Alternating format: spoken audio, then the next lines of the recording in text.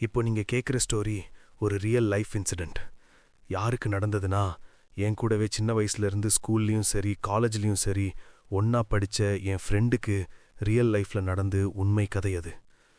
இந்த கதையை சொல்கிறதுக்கு முன்னாடி அவங்க கிட்ட பெர்மிஷன் வாங்கிட்டு உங்ககிட்ட அவங்க அனுபவித்த மரண வேதனையை சொல்கிறேன். இந்த கதை உண்மையாக இருந்தாலும் அவங்க பேரை மட்டும் திவ்யான்னு மாற்றி வச்சிருக்கேன். அதுக்கு காரணம் இப்போ வரைக்கும் அவங்க வீட்டில் திவ்யாக்கு இப்படி ஒரு சம்பவம் நடந்ததே தெரியாதோம். இப்போ கதைக்குள்ளே போகலாம். திவ்யா ஒரு கல்யாணம் ஆன ஒர்க்கிங் உமன். அவங்க சொந்த ஊர் கும்பகோணம், ஆனால் இப்போ இருக்கிறது நல்லூர். கல்யாணமான பிறகு அவங்க ஹஸ்பண்ட் கூட இப்போ நல்லூரில் இருக்காங்க. ஒரு நாள் சொந்த வேலையாக கும்பகோணம் போயிட்டு திரும்ப நல்லூர் பஸ் ஏறுற நேரத்தில் நடந்த சம்பவம் அது. அவங்க இந்த கதையை என்கிட்ட சொல்லும்போதே அவங்க கண்ணில் அந்த கதையோட தீவிரத்தையும் அவங்க அனுபவித்த மரண வேதனையும் என்னால் உணர முடிஞ்சுது. இந்த ஸ்டோரி ஸ்டார்ட் ஆகிறது மிட் நைட்டில் 2:18 AM கும்பகோணம் பக்கத்தில் இருக்கிற ஒரு சின்ன பஸ் ஸ்டாப்பில். திவ்யா கும்பகோணம் பஸ் ஸ்டாண்டுக்கு போகிறதுக்காக வெயிட் பண்ணிட்டு இருந்தாங்க. ஆனால் ஆல்ரெடி நடுராத்திரி ஆகிருச்சு. அதாவது நள்ளிரவு 2:18 இருக்கும். அங்கே இருந்த பஸ் ஸ்டாப்போட நேம் போர்டு பாதி உடஞ்ச நிலமையில தான் இருந்திருக்கு. ரோட் சைடில் இருக்கிற டியூப் லைட் ஃப்ளிக்கர் ஆகியிருக்கு, அதாவது விட்டு விட்டு எரிஞ்சிருக்கு. அந்த நேரம் அவங்க இருக்கிற ஏரியாவில் மழையும் இல்லை, பட் காற்று ரொம்ப ஈரம், உடம்பே நடுங்கிற அளவுக்கு வீசியிருக்கு. அவங்க ஸ்கின், அதாவது தோல் மேலே குளிர்ந்த ஈரமான கையை வச்ச மாதிரி உணர்ந்திருக்காங்க. இப்போ அவங்க கும்பகோணம் பக்கத்தில் இருக்கிற ஒரு சின்ன பஸ் ஸ்டாப்பில் வெயிட் பண்ணிட்டு இருக்காங்க கும்பகோணம் பஸ் ஸ்டாண்டு போகிறதுக்கு. கும்பகோணம் பஸ் ஸ்டாண்டுக்கு போகணும், அங்கே இருந்து நல்லூர். அம்மா ஆல்ரெடி கால் பண்ணி சொன்னாங்க, நைட்டில் வெளியே இருக்க வேண்டாம் திவ்யா. ஆனால் எனக்கு வேற சாய்ஸ் இல்லை. பஸ் ஸ்டாப்பில் திவ்யா மட்டும்தான் இருந்திருக்காங்க. ஆனால் அது உண்மை இல்லை. ரோடு சைலண்ட்டாக இருக்க, நாய் கூட இல்லை, ஆட்டோ சவுண்ட் பஸ் சவுண்ட் எதுவும் இல்லை. ஜஸ்ட் டிஸ்டன்ஸில் ஒரு கோவில் மணி சத்தம் மட்டும் கேட்டுட்டே இருந்திருக்கு, 2 நிமிஷத்துக்கு ஒரு வாட்டி. அந்த மணி ஓசை எங்கே இருந்து வருதுன்னோ அவங்களுக்கு தெரியல. அந்த ஏரியாவில் கோவிலும் இல்லை. பெஞ்சில் உட்காந்தா சடனாக பெஞ்ச் கீழே இருந்து ஒரு வித்தியாசமான சவுண்ட், கிர் கிர்ன்னு, லைக் யாரோ ஒரு ஆணி வச்சு சிமெண்ட் பெஞ்சில் கிறுக்கிற மாதிரி. அவங்க எழுந்து நின்னா சத்தம் கேட்காத, உட்காந்தா சத்தம் கேட்குதான். சடனாக அங்கே இருந்த டியூப் லைட் ஃபுல்லாக ஆஃப் ஆக, திவ்யா இருந்த மற்ற பஸ் ஸ்டாப்பும் இப்போ கும்மு இருட்டு. ஃபோன் டார்ச் ஆன் பண்ணினா பேட்டரி 9%. டார்ச் லைட்டில் ரோடு பார்த்தா பஸ் ஸ்டாப் ஆப்போசிட் சைடில் ஒரு பொண்ணு நிற்கிற மாதிரி நிழல் தெரிய. அந்த திவ்யாவோட ஹைட், திவ்யா மாதிரியே ஹேர் லென்த் தெரிஞ்சிருக்கா. திவ்யா பயத்தில் அந்த நிழல்ல பார்த்து அக்கான்னு கூப்பிடக்கூட வாய்ஸ் வரல. வாய் ஓப்பன் பண்ணினா சவுண்டும் வரல. திரும்ப அங்கே இருந்த லைட் ஆன் ஆகும்போது அங்கே இருந்த நிழல் டிஸப்பியர் ஆகியிருக்குங்க. கோவில் மணி சத்தம் ரொம்ப அதிகமாக கேட்க, அதுவும் ரொம்ப க்ளோஸ் கேட்க. சடனாக ரோட்ல ஒரு ஆட்டோ ஸ்லோவாக வந்திருக்க. ஹெட்லைட் அவ்வளோ பிரைட்டாக இல்லை, எல்லோ ஹெட்லைட் தான் ஃப்ளிக்கர் ஆகியிருக்கு. அதாவது அந்த ஆட்டோ லைட் கூட விட்டு விட்டு எரிஞ்சிருக்கு. அந்த ஆட்டோ நேரா பஸ் ஸ்டாப் முன்னாடி வந்து நிற்க. திவ்யா டிரைவர் ஃபேஸை பார்க்கும்போது அவன் திவ்யாவை பார்க்கவே இல்லை, ரோடை மட்டும்தான் பார்த்தான். ரியர் சீட்டில், அதாவது பின் சீட்டில் ஒரு பூங்கொத்து இருந்திருக்கு. காஞ்சி வாடின மாதிரி ஒரு ஸ்மெல் அந்த பூங்கொத்துல இருந்திருக்கா. திவ்யா இங்கேருந்து முதல்ல போனா போதும்னு நினச்சான். அந்த ஆட்டோ டிரைவர்கிட்ட அண்ணா பஸ் ஸ்டாண்ட் போகணும்னு சொல்ல, அந்த ஆட்டோ டிரைவர் எதுவும் பேசாமல் இருக்க, வெறும் ம்னு மட்டும்தான் சொல்லியிருக்காரு. திவ்யா ஆட்டோ டோர் ஓப்பன் பண்ணி உள்ளே ஏறி உட்காந்தாங்க. அந்த மோமெண்ட்ல பஸ் ஸ்டாப் டியூப் லைட் திரும்ப ஆன் ஆச்சு. திவ்யாக்கு ஆட்டோக்குள்ளே ஏறினதுமே அவங்க ஹார்ட் ஃப்ரீஸ் ஆகிடுச்சு. Because auto engine sound increase, கிர் கிர்ன்னு ஒரு அமனுஷ்யமான சத்தத்தோட கிளம்பியிருக்கு. டிரைவர் ஃபர்ஸ்ட் டைம் திரும்ப பார்த்தான். அவன் வாயில இருந்து ஒரு சாஃப்ட் சவுண்ட், லேட் ஆச்சு, சீக்கிரம் போகணும். உள்ள ஆட்டோக்குள்ள ஏறினதுமே ஆட்டோக்கு வெளியே இருந்த எந்த ஒரு சத்தமும் உள்ள ஆட்டோக்குள்ள கேட்கவே இல்லை, அந்த கோவில் மணி சத்தமும் சேர்த்து. திவ்யா அந்த ஆட்டோ அவங்க சொன்ன மாதிரி, அவங்க எதிர்பார்த்த மாதிரி கும்பகோணம் பஸ் ஸ்டாண்டு போகும்னு நினச்சி ஏறினாங்க. ஆனால் அந்த இடத்துல அந்த நிமிஷத்தில் நடந்த சம்பவமே வேற. அவங்க ஆட்டோல ஏறும்போது அவங்களுக்கு தெரியால, அந்த ஒரு நாள் நைட் அவங்க வாழ்க்கையில ஒரு மிகப்பெரிய பாதிப்பை அவங்க வாழ்நாள் முழுக்க தொடரப்போகுதுன்னு அவங்க அப்போ எதிர்பார்க்கல. திவ்யா ஆட்டோல ஏறினது முதல்ல உணர்ந்தது, அவங்க உட்கார்ந்திருந்த சீட்டு அவ்வளோ சில்லுன்னு இருந்திருக்கு. ஏதாவது தண்ணி ஊத்திருக்குமோன்னு நல்லா பார்த்துருக்காங்க. ஆனா அந்த ஆட்டோ சீட்டு நல்லாவே ட்ரையா இருந்திருக்கு. அவங்க இதை பார்த்துட்டு இருக்கும்போதே ஆட்டோ மூவ் ஆகியிருக்கு. ரோட்ல லைட்டும் இல்ல. ஆட்டோவோட ஹெட்லைட் மட்டும்தான், அதுவும் ஒரு மங்கலான டிம் எல்லோ லைட். சைட் மிரர்ல திவ்யா அவங்க ரிஃப்ளெக்ஷனை யதார்த்தமா பார்த்திருக்காங்க. பார்த்த முதல் வினாடி எல்லாம் நார்மலா இருந்திருக்கு. அதுக்கப்புறம் அடுத்த நொடியே அந்த ஆட்டோ கண்ணாடியில அவங்க ரிஃப்ளெக்ஷன் சேஞ்ச் ஆகியிருக்கு. அவங்களால அவங்க பார்க்கறதையே நம்ப முடியாம கண்ணை சிமிட்டி பார்த்திருக்காங்க.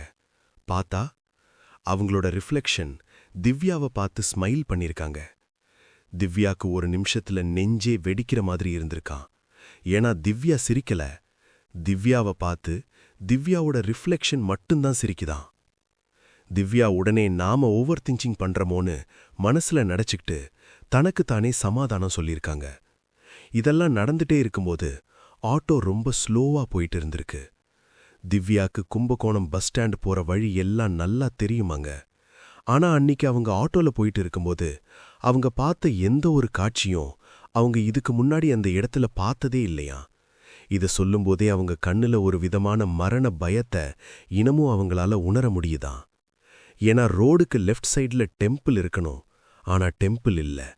ரைட் சைட்ல ரிவர் இருக்கணும், ரிவர் இல்ல. திடீர்னு ஆட்டோ டிரைவர் பேச ஆரம்பிச்சான். ஒரு மெதுவான ஆனா ஒருவித மர்மமான சத்தத்தோட, பஸ் ஸ்டாண்டு போகிறவங்க எல்லாரும் போகிறதில்ல.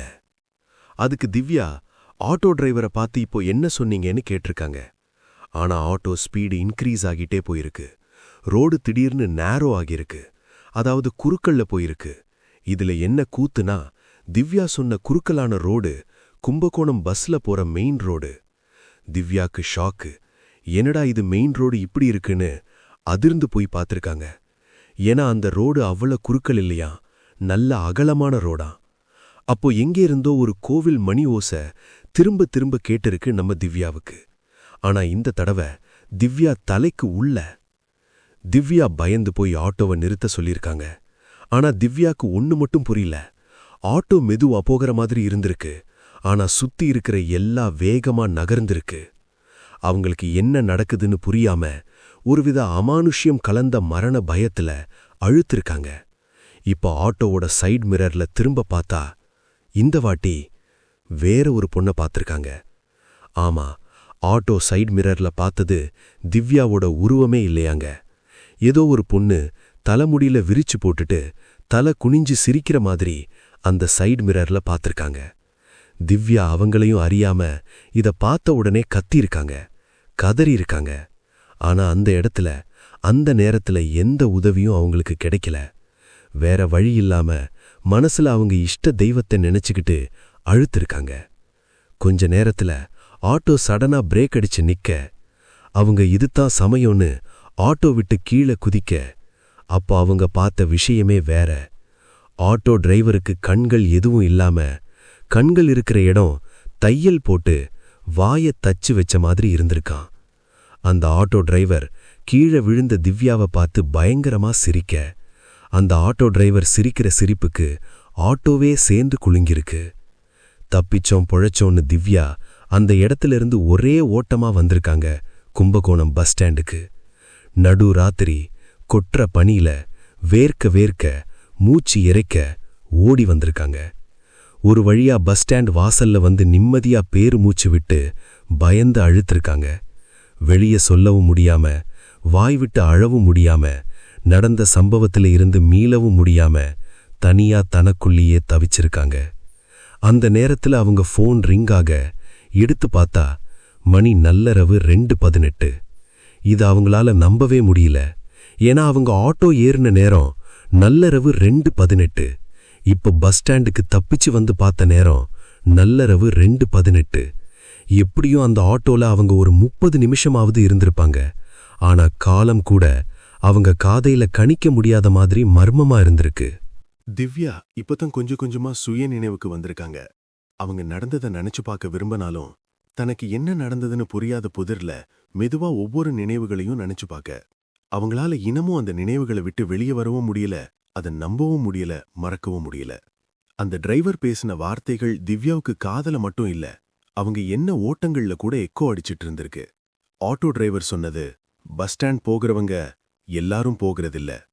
ஆட்டோ சைட் மிரர்ல அவங்க பார்த்த அந்த இன்னொரு உருவம், அந்த ஆட்டோ டிரைவரோட முகம், இதையெல்லாம் யோசிச்சுக்கிட்டே பஸ் ஸ்டாண்ட்குள்ள நடக்க திவ்யாவுக்கு நடந்த சம்பவங்கள்ட்ட மைண்ட் ஃபுல்லா ஓடிட்டு இருந்திருக்கு. மறுபடியும் அந்த கோவில் மணியோசை கேட்க அப்பதான் திவ்யா சுய நினைவுக்கு வந்திருக்காங்க. திடீர்னு எங்கே இருந்தோ ஒரு பஸ் ஹார்ன் சவுண்ட். எங்கே இருந்துன்னு பார்த்தா திவ்யாவுக்கு பின்னாடியிலிருந்து வந்திருக்கு. ஏற்கனவே மரண பீதியில இருந்த திவ்யாவுக்கு இந்த பஸ் ஹார்ன் சவுண்ட் இன்னும் அவங்க பயத்தை கிளறி விட நடு பஸ் ஸ்டாண்ட் ரோட்ல கத்தி அழுதுருக்காங்க. டிரைவர் கண்டக்டர்லாம் என்னமோ ஏதோன்னு பஸ்ல இருந்து இறங்கி வந்து திவ்யாவை பார்க்க அவங்க ஏதோ வழி தொலைஞ்ச நிலைமையில இருந்த மாதிரி இருக்க ஒரு வழியா அவங்கள அங்க இருந்தவங்க திவ்யாவை நல்லூர் பஸ்ல ஏட்டிமிட்டிருக்காங்க. ஆனா இன்னமும் திவ்யாவுக்கு எவ்ரி செகண்டும் ஒரு டவுட். இது ரியலா நடந்துச்சா இல்ல நம்ம அதை கற்பனை பண்றோமா? அந்த பஸ்ஸுக்குள்ள போன பிறகு அங்கிருந்த சூழ்நிலைகள், அதாவது பஸ்ஸுக்குள்ள இருந்த மக்களோட பேச்சு குரல், இன்ஜின் சூடு எல்லாம் சேர்ந்து திவ்யாவுக்கு ஒரு வித தைரியத்தை கொடுத்திருக்கு. அப்பதான் திவ்யா அவங்க சேஃபா இருக்கிறதையே உணர்ந்திருக்காங்க. அந்த பஸ் மூவ் ஆகும்போது கூட அவங்களுக்கு அந்த ஆட்டோ மூவ் ஆகுற மாதிரி இருந்திருக்கு. பஸ் ஜன்னலோரமா இருக்கிற கண்ணாடியை பார்த்திருக்காங்க. இந்த தடவை திவ்யாவோட ஃபேஸு தெரிஞ்சிருக்கு. இருந்தாலும் அவங்களுக்கு ஏதோ மனசுக்குள்ள புரியாத ஒரு வித வலி. கண்டக்டர் திவ்யா கிட்ட, நல்லூர் டிக்கெட்டாமா? திவ்யாவுக்கு கேட்கல.